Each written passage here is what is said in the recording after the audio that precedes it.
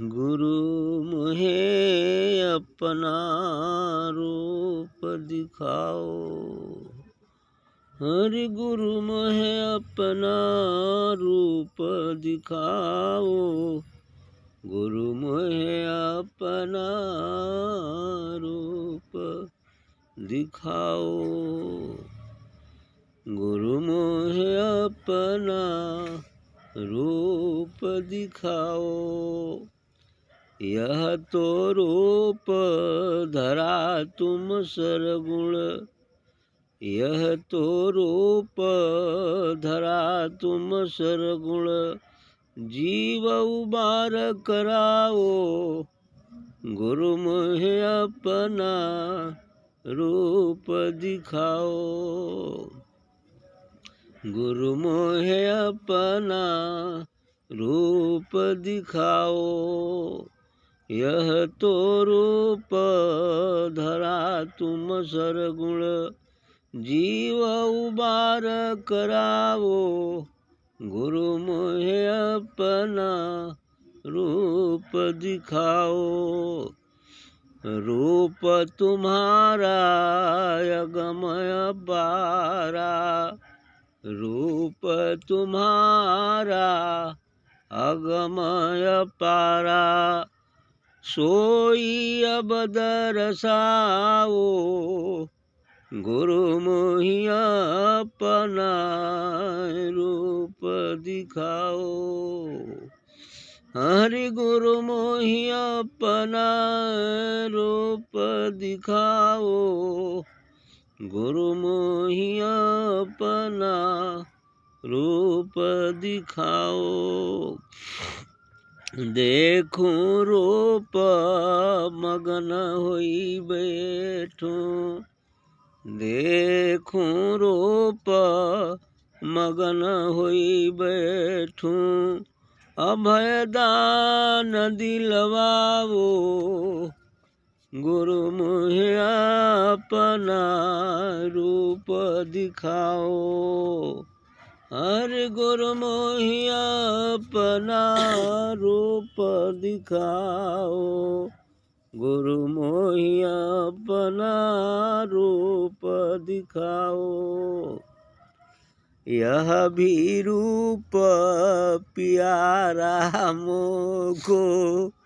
अरे यह भी रूप प्यारा मोको। हाँ सही से उसको समझाओ। गुरु मुझे अपना रूप दिखाओ। अरे सही से उसको समझाओ। गुरु मुझे अपना रूप दिखाओ।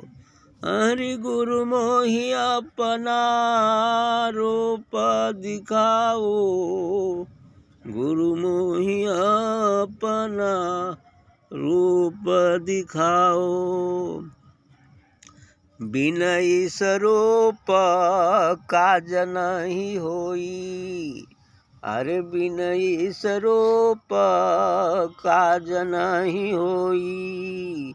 क्यों करवाही लखाओ। गुरु मुझे अपना रूप दिखाओ। ताते महिमा भारी सकी। ताते महिमा भारी सकी। पर वह भी लखवाओ।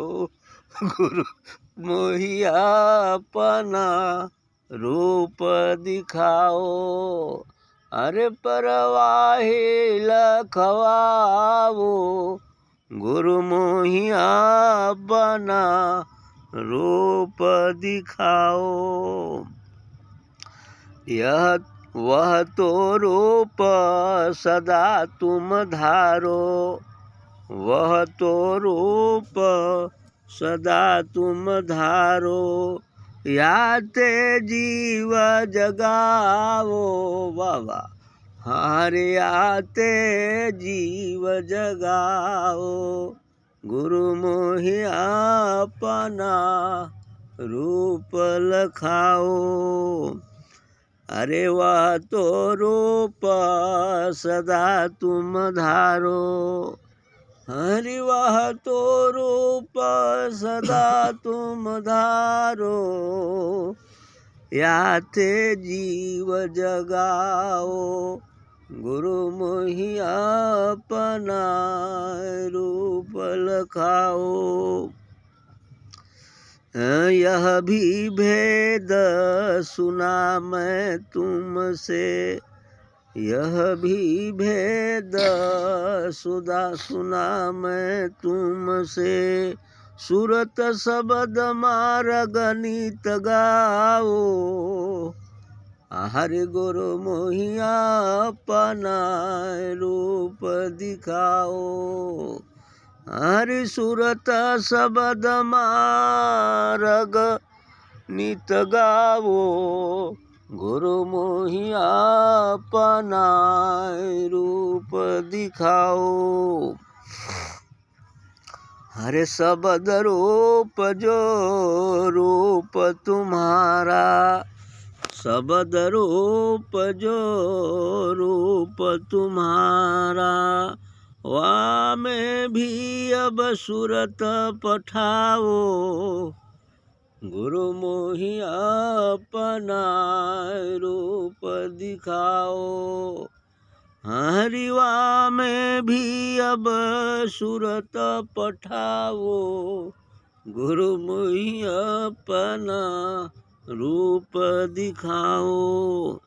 डरता रहूं मौत और दुख से। डरता रहूं मौत और दुख से। निर्भय करब मोहि छुड़ाओ। गुरु मोहि अपना रूप लखाओ। आरे निर्भय कर अब मोहि छुड़ाओ। गुरु मोहि अपना रूप लखाओ। दीन दयाल जीव हितकारी। दीन दयाल जीव हितकारी। राधा स्वामी काज बनावो। हरे गुरु मोहि अपना रूप लखाओ।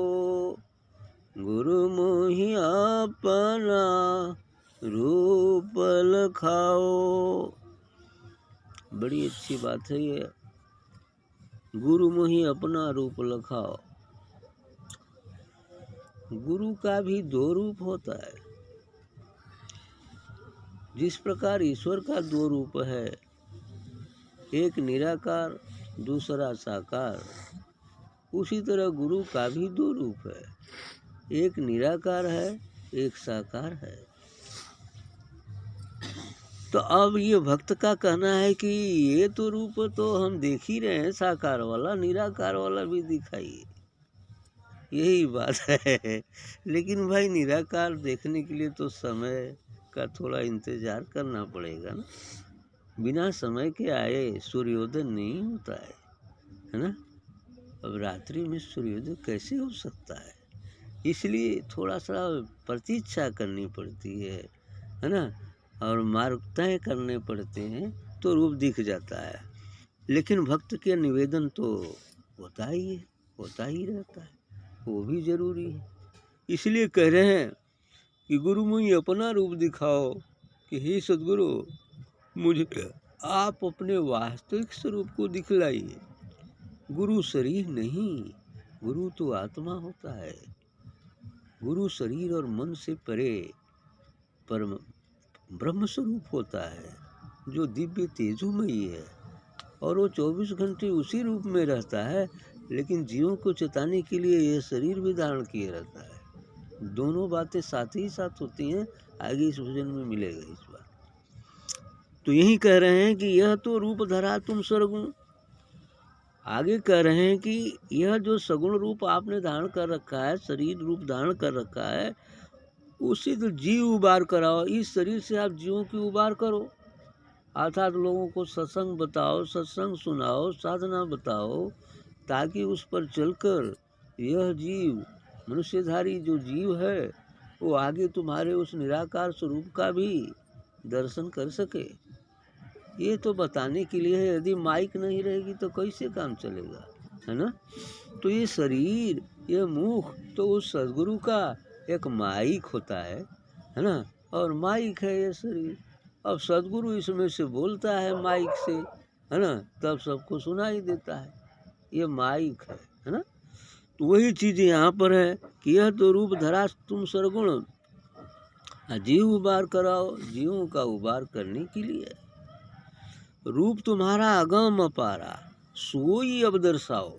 कसो तुम्हारा वास्तविक स्वरूप तो अगम अपार है, दिव्य तेजोमयी है, एक दिव्य प्रकाश है जो चहुओर ओर व्याप्त है, एक रस है, निर्विकार है। ऐसा स्थिति वह स्वरूप को दिखलाओ, ऐसा भक्त का कहना है। सोई अब दर्शाओ, अब उस स्वरूप को हमें दिखलाइए। देखूं रूप मगन हुए बैठूं, अभय दान दिलवाओ। करें कि जब मुझे आपका वो स्वरूप दिख जाए तो मैं आनंद से नाच उठूं, आनंद में बैठी रहूं, और साथ ही अभय दान भी दिलवा दीजिए। क्योंकि उस रूप को देखने के बाद ही व्यक्ति अभय हो जाता है, साधक अभय हो जाता है, और उसको किसी भी प्रकार का कोई भय नहीं होता। क्यों? क्योंकि वो मृत्यु के पर ही जा चुका है। अब तक उसे जो मृत्यु का भय था, सांसारिक दुख का भय था, वो सब समाप्त हो चुका होता है। अब अभय दान उसको मिल जाता है, अर्थात निर्भयता प्राप्त हो जाती है। कहें कबीर निर्भय होई हंसा, है ना? कुंजी बता दूं मैं ताला, खुलन की करो जतन सखी साईं मिलन की। साईं मिलन की कृपा आने पर वो ताला जब खुल जाता है तो निर्भय हो जाता है, निर्भयता आ जाती है। भक्त का कहना है कि यह भी रूप प्यारा मोको, इस ही से उसको समझाओ। कहीं सदगुरु आपका जो ये व्यक्त स्वरूप है शरीर, यह मुझे प्यारा है, अच्छा लगता है, ये तो अच्छी बात है। लेकिन इसी के माध्यम से उस निराकार को भी बतला दीजिए। तो वो समय आने पर ही बतलाया ही जाता है। ऐसा ही गुरु परंपरा है, और सभी गुरु ऐसा ही करते हैं। लेकिन समय पर, समय से पहले तो कुछ भी संभव नहीं होता। नियत ने जो नियत कर रखा है उस समय ही कुछ हो सकता है, वही समय होने का होता है। यही गुरु परंपरा आदिकाल से चली आ रही। तो उसको समझा दो। बिन इस रूप काज नहीं होई, क्यों करो वाही लखाओ। तो कहे बिना इस रूप की तो काम होगा ही नहीं, और कुछ भी करके उसे भी लखा दीजिए, दोनों बातें हो जाए। यह रूप भी सही है, वह रूप भी सही है, साकार निराकार दोनों सही है अपने अपने स्थान पर। लेकिन असल में जो रूप है वो तो निराकार ही है, साकार उसको व्यक्त या समझाने का माध्यम, माइक है। और क्या करो? वह तो रूप सदा तुम धारो, याति जीव जगाओ। करो वह रूप में तो आप सदैव रहते हैं। ज्ञान प्राप्ति के बाद तो संत सदैव उसी रूप में रहता है, लेकिन यह स्वरूप भी संसार में बना रहता है। वो इसलिए कि लोक कल्याण कर सके, जीव की भलाई कर सके, लोगों को सत्मार्ग पर लगा सके, और लोगों को इस संसार चक्र से छुड़ा सके। वो उसी लिए होता है। यानी ज्ञान के बाद सब कुछ क्लियर हो जाता है। बस दो ही चीज़ शेष रहता है, प्रज्ञा और करुणा। मैंने उस परम ज्ञान के साथ साथ स्थित रहना और जीवों के प्रति दया रखना। जैसे भी हो, उनको जैसी भी मुक्ति चाहिए, सांसारिक या आध्यात्मिक, दोनों बातों से वो चाहता है कि ये मुक्त हो जाए, कष्ट ना हो, बस यही बात है। लेकिन विशेषकर उसका लक्ष्य तो इस भवसागर से छूटने का ही होता है, जीव को जगाने का ही होता है। यह भी भेद सुना मैं तुमसे, सूरत शब्द मार्ग नित गाओ। अब आगे भक्त कह रहे हैं कि यह भी भेद तो आपने ही मुझे बताया है, सदगुरु ने ही बताया है। और वा में भी हाँ सूरत शब्द मार्ग नित गाओ। और सूरत और शब्द का मार्ग, शब्द सूरत अर्थात आत्मा, मैंने दोनों सब वही है। शब्द प्रकाश, सूरत सब एक ही चीज़ है और उसके भिन्न भिन्न नाम रख दिए गए हैं। तो उस दिव्यता, उस नाम पर ध्यान लगाने की बात कहा है, अर्थात आत्मा। अब सूरत पठाओ, मार्ग नित गाओ। शब्द रूप जो रूप हमारा तुम्हारा, वा में अब सूरत पठाओ। अब भक्त निवेदन करता है कि जो आपका शब्द रूप है, ये शरीर रूप से उठकर जो शब्द रूप है, जो प्रकाश रूप है, उसमें भी मेरे ध्यान को, मेरी सूरत को वहाँ भिजवा दीजिए, है ना। कह रहा कि मेरी सूरत को वहीं पर लगा दीजिए ताकि उसको भी देख ले। तो समय आने पर लगेगा, है ना, घबराने से नहीं होता है। समय आने पर यदि हम उस मार्ग पर चलते रहेंगे तो हमारा ध्यान भी उस सूरत पर हो जाएगा, ऐसी बात नहीं है। लेकिन समय से पहले अच्छा नहीं होता है, खतरा होने का डर रहता है और बहुत सारी बातें हैं, इसलिए जो है ऐसा नहीं किया जाता है। समय आने पर सब ठीक हो जाएगा। आगे कह रहे हैं कि शब्द रूप जो तुम हवा में अब सूरत पठाओ। डरता रहूं मौत और दुख से, निर्भय कर अब मोह छुड़ाओ। कह रहे हैं कि अब तक तो मैं मौत और दुख से डरता रहा हूँ इस संसार से, लेकिन अब निर्भय करा दो। और निर्भयता तभी प्राप्त होती है जब जीव को अपने स्वरूप की पहचान हो जाए। जब स्वरूप की पहचान हो जाती है, वास्तविक स्वरूप की, तो सभी प्रकार की निर्भयता आ जाती है, यानी भय सभी प्रकार का गायब हो जाता है। तो दीन दयाल जीव हितकारी, राधा स्वामी काज बनाओ। तो अब जो है दीन दयाल जी का कहना है कि राधा स्वामी को गुरु मानते हैं। राधा मतलब ये संसार, स्वामी मतलब ईश्वर। राधा मतलब प्रकृति और स्वामी मतलब पुरुष, अर्थात निराकार स्वरूप जो है पुरुष है, स्वामी है, और ये प्राकृतिक स्वरूप जो जगत है ये राधा है। राधा का अर्थ होता है जो राम को धारण करती है, वही राधा है। राम मतलब होता है रमता है सो राम, अर्थात निराकार को धारण करते हुए जो करने वाली सत्ता है उसी का नाम राधा है। तो ये राधा ही तो है, ये जड़ जगत में ये शरीर राधा है, इसमें राम जो है बैठा हुआ है, बोल रहा है। अब हो गया राधा स्वामी।